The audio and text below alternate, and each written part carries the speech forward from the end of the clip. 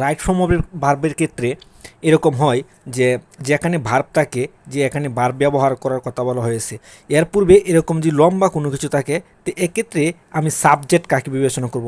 অনেকেই করে কি সাবজেক্ট এই ভার্বের অর্থাৎ গ্যাপের পূর্বে যে নাউনটা থাকে সেটাকে সাবজেক্ট হিসেবে বিবেচনা করে এখানে ভার্ব বসিয়ে দেয়, অর্থাৎ সেই অনুসারে দেয়। অনেকে হয়তো ইজ ভেরি গুড এভাবে বসাই দিতে পারে, কিন্তু বিষয়টাও কিন্তু খেয়াল করো, এটা কিন্তু ভুল।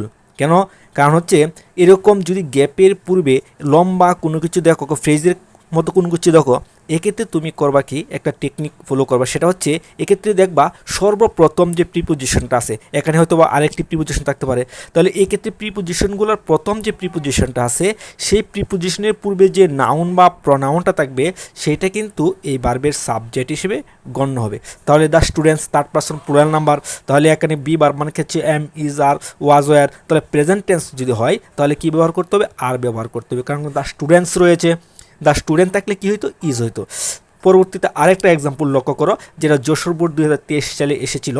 দেখো, the ever increasing number of vehicles and population be the main reason for traffic jams. তাহলে এখানে বিষয়টা লক্ষ্য করো, এখানে ভার্ব ব্যবহার করার কথা বলা হয়েছে। অনেকেই করবে কি ভেহিকলস অ্যান্ড পপুলেশনকে হয়তো বা এখানে কি সাবজেক্ট হিসেবে গণ্য করবে, কিন্তু না, এটা সাবজেক্ট হবে না। এক্ষেত্রে করতে হবে কি প্রিপোজিশন দেখতে হবে, কোথায় আছে প্রিপোজিশন, এখানে আছে, তার পূর্বে কী রয়েছে? এটা হচ্ছে সাবজেক্ট। তাহলে এই অনুসারে কী হবে? এখানে ভার্ব হবে। তা দ্য ইভার ইনক্রিজিং নাম্বার, তাহলে থার্ড পারসন সিঙ্গুলার নাম্বার, তাহলে এখানে কী হবে? ইজ হয়ে যাবে। তারপরে আরেকটা এক্সাম্পল লক্ষ্য করো, যেটা যশোর বোর্ড 2023 সালে এসেছিল। The routes of Dhaka city be not, be not মানে হচ্ছে am not, is not, are not, be বার বসিয়ে পরে নট দিতে হবে। তাহলে এখানে কি হবে?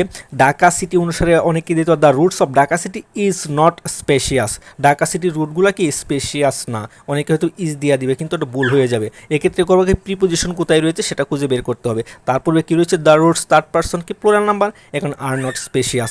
4 নম্বর এক্সাম্পলটা দেখো, the main pursuit of the students be study, তাহলে ঢাকা বোর্ড 2023 সালে প্রশ্নটা এসেছিল।